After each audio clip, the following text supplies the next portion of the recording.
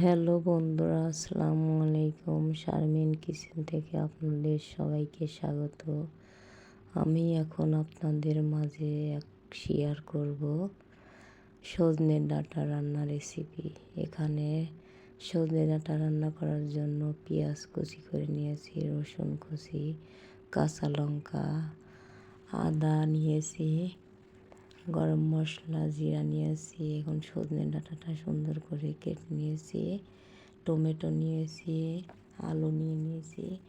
এখন এগুলো বেটে নেব। আপনারা ব্লেন্ডার করে নিতে পারেন, আমি শিলপাটাতে বেটে নেব।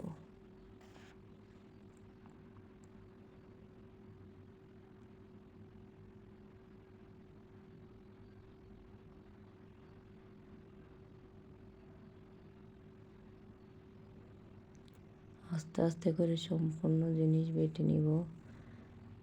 আদা, রসুন, মরিচ, গরম মশলা, জিরা বাটা হয়ে গেছে। এখানে উঠে নিয়ে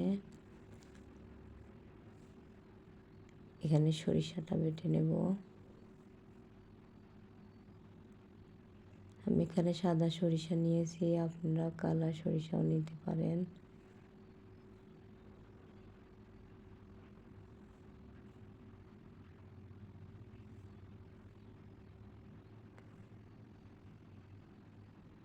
সরিষাটা বাটা হয়ে গেছে, সরিষাটা উঠে নিয়েছি। এখন পেঁয়াজটা বেটে নিব।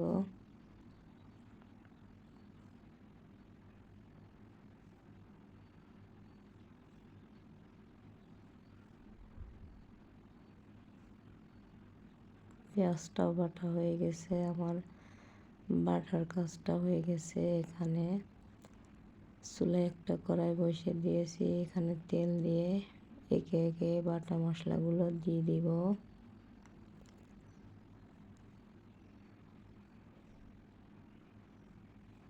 এখানে লাল মরিচের গুঁড়া দিয়ে দিয়েছি, হলুদ গুঁড়া দিলাম, এখানে রাঁধুনি মুরগির মাংসের মশলা দিয়ে দিয়েছি, সামান্য লবণ দিয়ে দিয়েছি। আওয়াজদানি হয়ে গেছে, এখানে পানি দিয়ে দিয়েছি। কেটে রাখা আলুটা দিয়ে দিব। আলুটা আগে দিব, কারণ সজনে ডাঁটার সাথে দিলে আলুটা সেদ্ধ একটু কম হবে।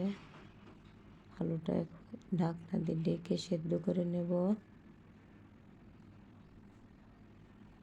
এখানে টমেটো কুচি দিয়ে দিব।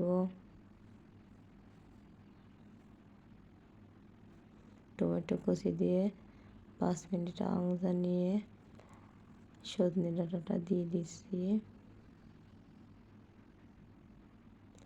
সুন্দর করে সজনে ডাঁটাটা দিয়ে এখন আউজা নিব। আউজানি হয়ে গেছে, পানি দিয়ে দিব। এখানে